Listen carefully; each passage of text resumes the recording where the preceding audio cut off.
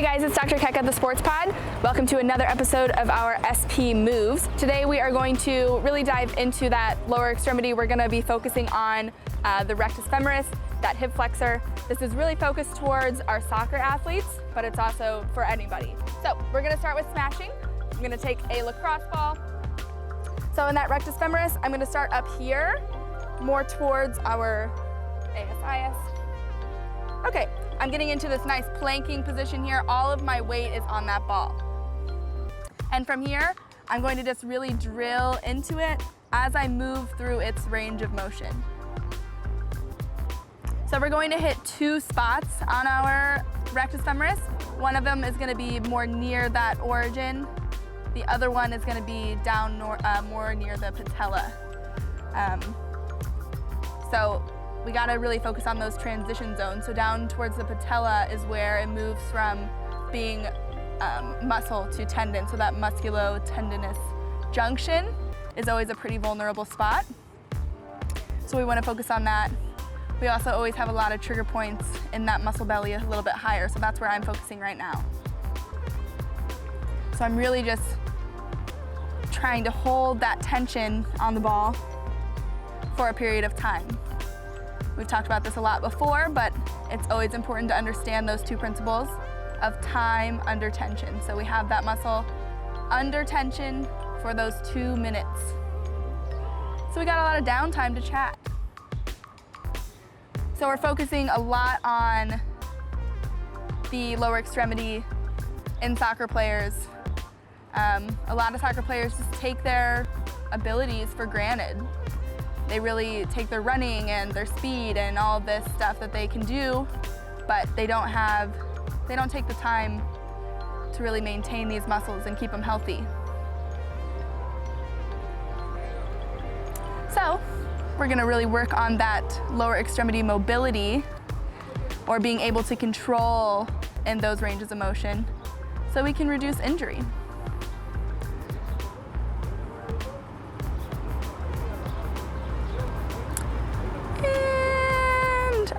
Now I'm gonna go down to that lower spot. So if you take like 4 fingers up, that's gonna be like about your transition zone. So that's where I'm gonna go, still right in the middle. Same thing in that kind of modified plank position, really drilling down into the ball as I move through its range of motion.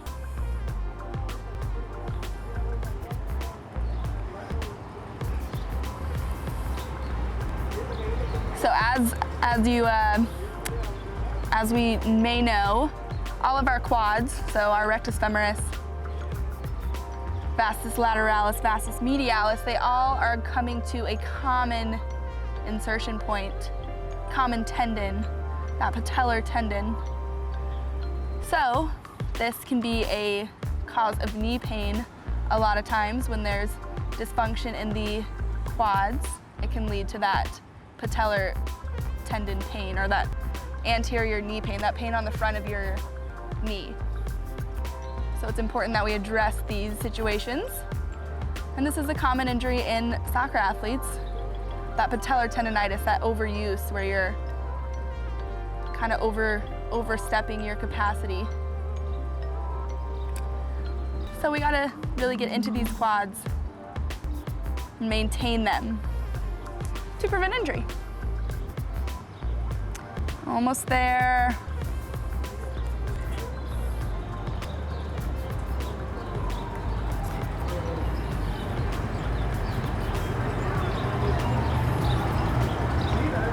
Five seconds. Okay, we are going to switch sides. Again, starting at the top here, I'm gonna do one here and one closer to that patella.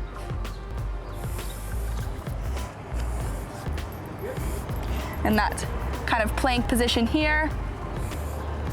I really just want all of my weight to be on that ball. All of my weight on the ball, in the leg, in the rectus femoris.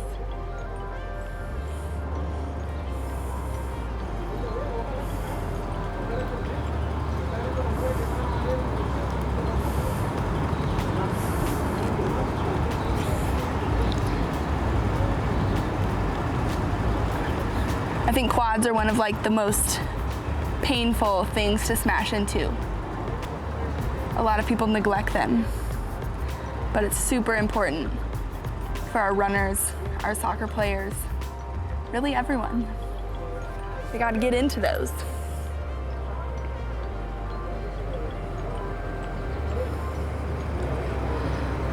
Okay, so what are some things that you guys have been doing in this time off? Are you cleaning? Are you reading a book? What are some good book recommendations?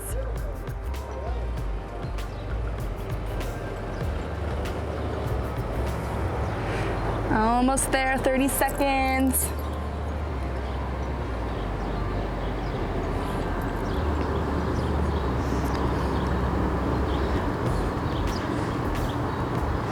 So you can totally do this and watch Ozark. That's the craze right now, I hear. Or Tiger King, even though it's crazy. I started to watch Ozark. Okay, we're done. But I couldn't finish it. I lost interest. Okay, I'm going to go down to that lower spot. Again, about 4 fingers up is where that transition happens. And go. But I hear that the new season of Ozark is crazy.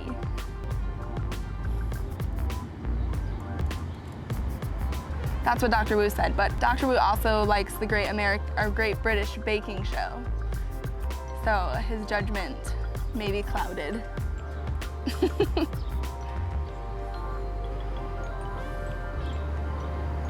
Ooh, these are rough.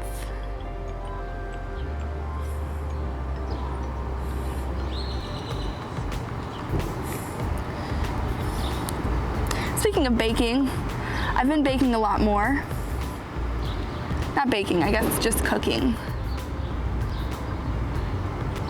What are some good, easy recipes that you guys know?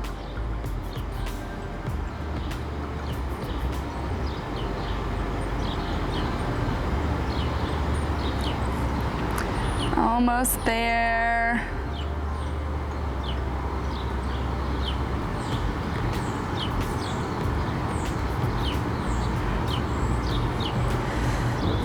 Seconds left.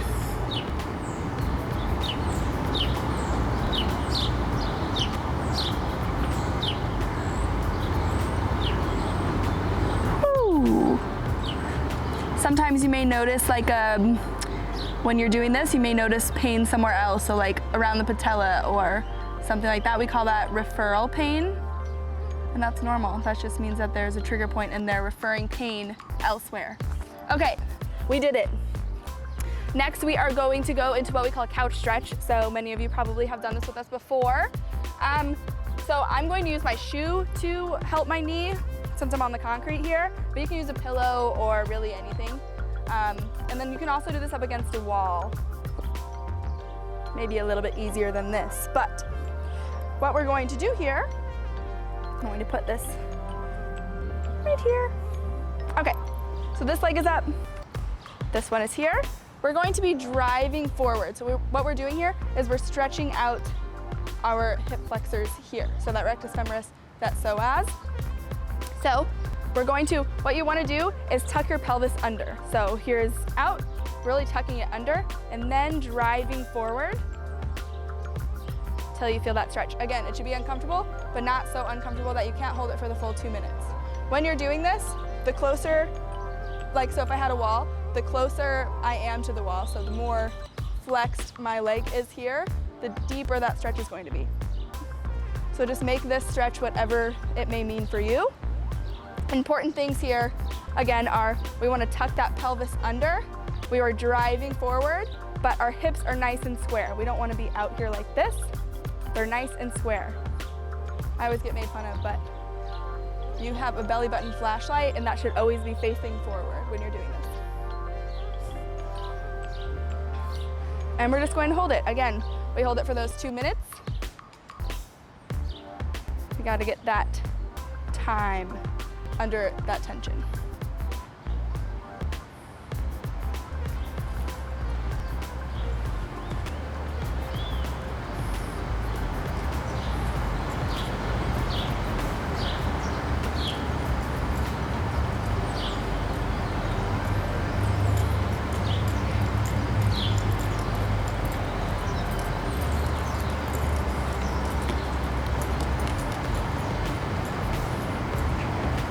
Another important thing here is we don't want to be in a ton of lumbar extension here.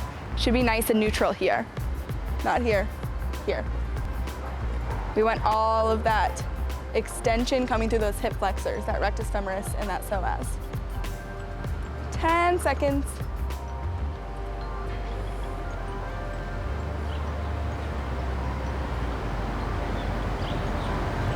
Okay, we're going to switch sides.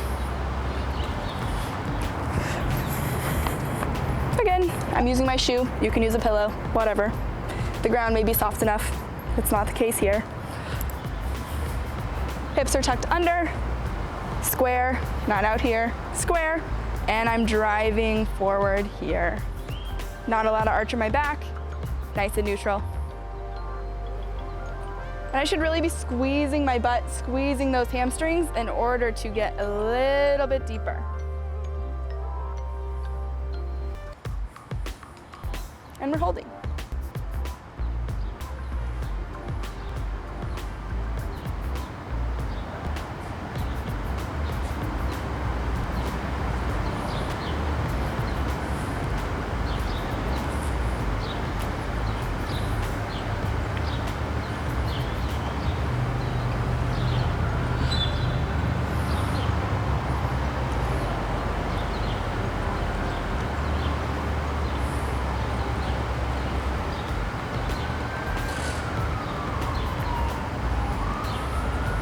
Again, should be uncomfortable, but not so uncomfortable that we can't hold that tension for those full 2 minutes.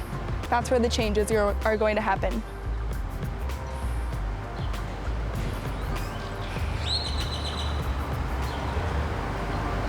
So pain in the hip flexors can cause a number of things. So that psoas muscle, which is your muscle that crosses the hip, it also attaches to your lumbar spine, all 5 of your lumbar spine vertebrae. So it can also create some low back pain. So it's important to take care of this muscle.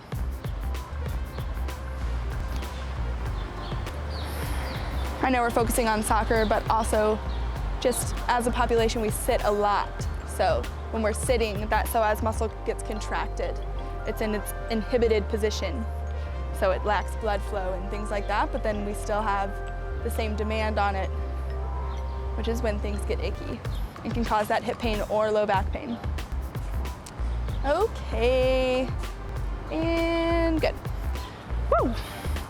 All right, and we are going to repeat. So 2 on each side.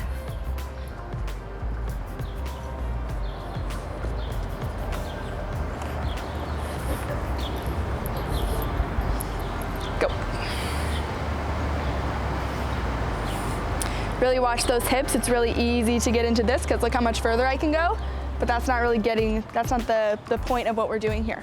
So when we have our hips nice and square, butt tucked under, pushing forward, that's when we're really isolating those hip flexors.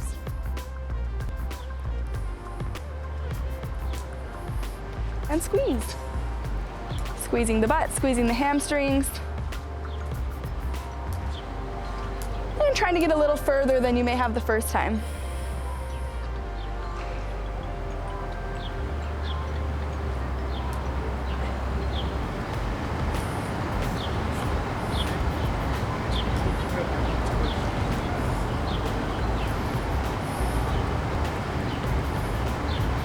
Woo!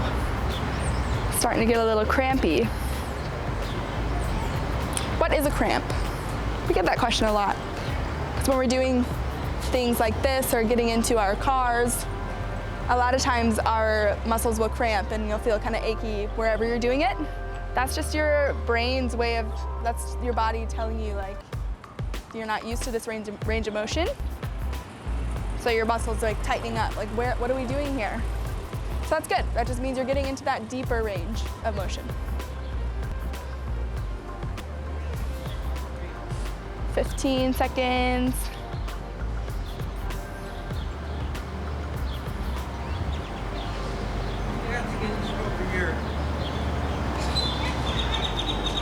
Okay, last one.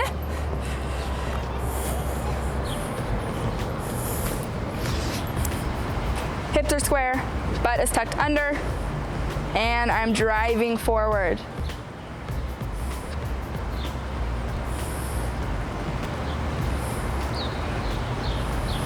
Like so. We call this couch stretch because you can put your foot on like a couch or up against the wall or wherever you want to put it. So like I said, remember, the closer the foot gets to your butt and you drive forward, the deeper that stretch is going to be. But again, make the stretch what you need it to be. Uncomfortable, but not impossible.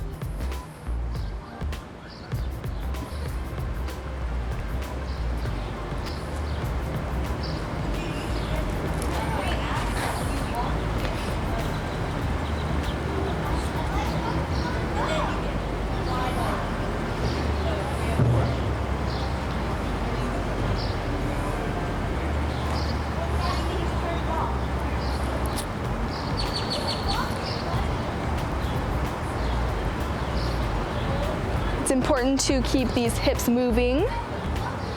When your hips aren't moving, when anything isn't moving in your body, you have to get the motion from somewhere. So a lot of times you're stealing it from other places. In my case, I steal a lot of my motion from that should be coming from my hips. I steal it from my low back. You'll see I have a lot of extension through my low back. So I do my best to control that and work into more hip range of motion. 10 seconds.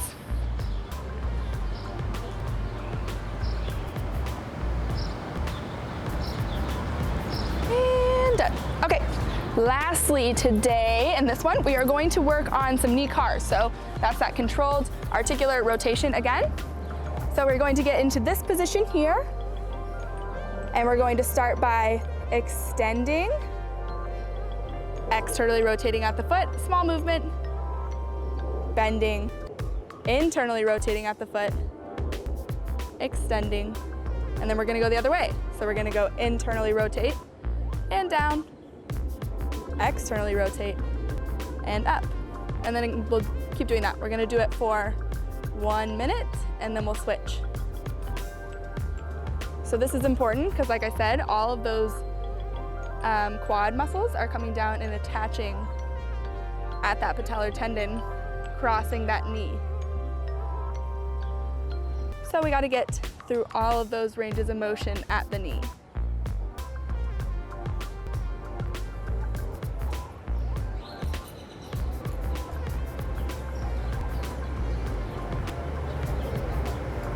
You also might feel a little hamstring stretch here. It's a twofer. Okay, and we're going to switch, same thing. Holding here, extending, externally rotating, coming down, internally rotating.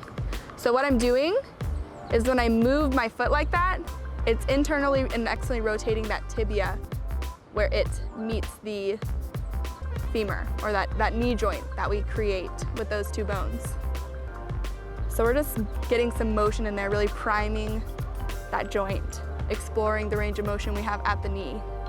It's not a lot, so it's okay. If you're like, oh, I don't really feel like I'm doing anything, it's okay.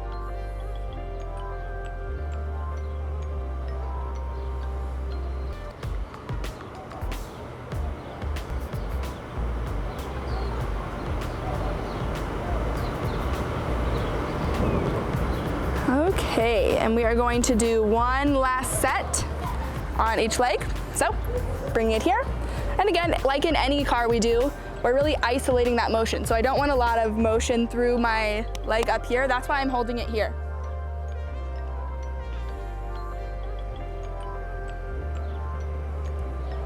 We're just concerned with the range of motion at the knee right now.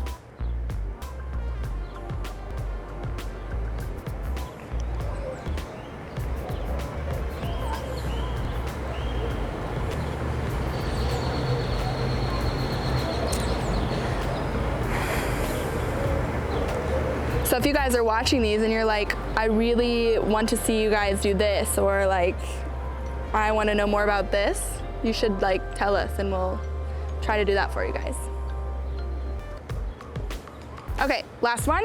We're going to switch legs, isolating the knee again, up, externally rotate,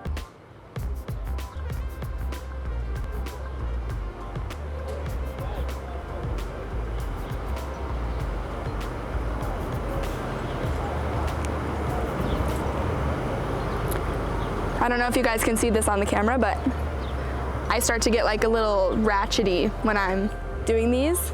That's okay. That's kind of like the same thing as the crampiness. It's like my body isn't used to these ranges of motion.